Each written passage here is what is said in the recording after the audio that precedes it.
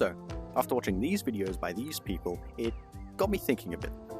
How much of Rec Room really is a cash grab? So I decided to compare the arguments between the two videos to see who's really right, or if there even really is a right answer. Maybe they're both right. Let's find out. First of all, let's discuss Toaster's video. So, you can boil down its main arguments to these points here. Let's go through them.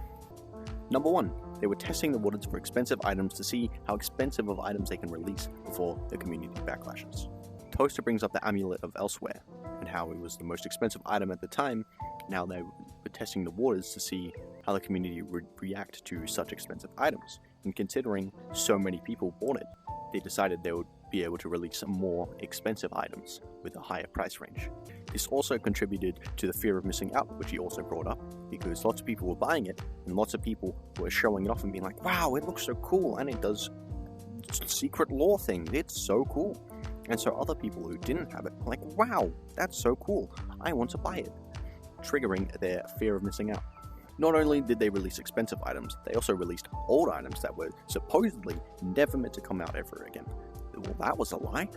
So they released these old items, betraying the trust of the old faithful players who have been playing since these items had come out. And they also put them at a fairly expensive price, especially the Ghost Bow, which cost a whopping 22,000 tokens. Yikes. Toaster also says how Rec Room only really cares about Rec Room Plus players, as shown in this video. And in this point of time, everything is locked behind Rec Room Plus. You can't earn tokens without Rec Room Plus. You can't use emojis in your name without Rec Room Plus. And you could not play the Rec Room original for a week if you didn't have Rec Room Plus. And this list can go on forever. So that basically sums up his video with those points. But now, let's talk about Java VR. Java's main points can be boiled down to these here, so let's go over those.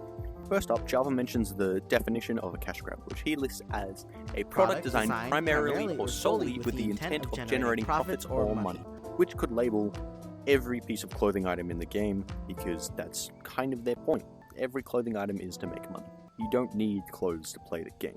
He also says how businesses need to make money, and that's a fair point. However, the expensive items market is not the only way they make money. They also make money from regular items that people still buy, and maybe even more often, because people buy cheaper items more often than the more expensive items. But also, they have Rec Room Plus players, which also do contribute a fair amount of money to their profits. Now, I understand Rec Room's a business and they need to make money, because they also need to pay their employees. But it's just the fact that they already have a fair sum of money from regular items.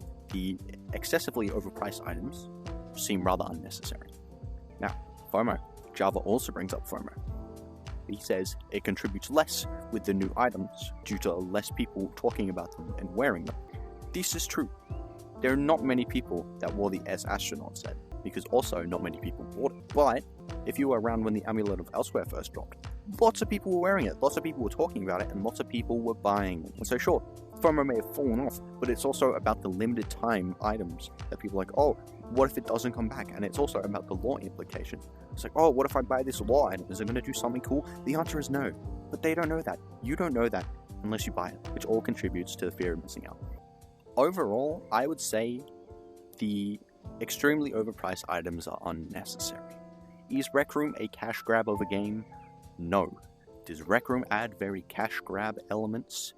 Yes.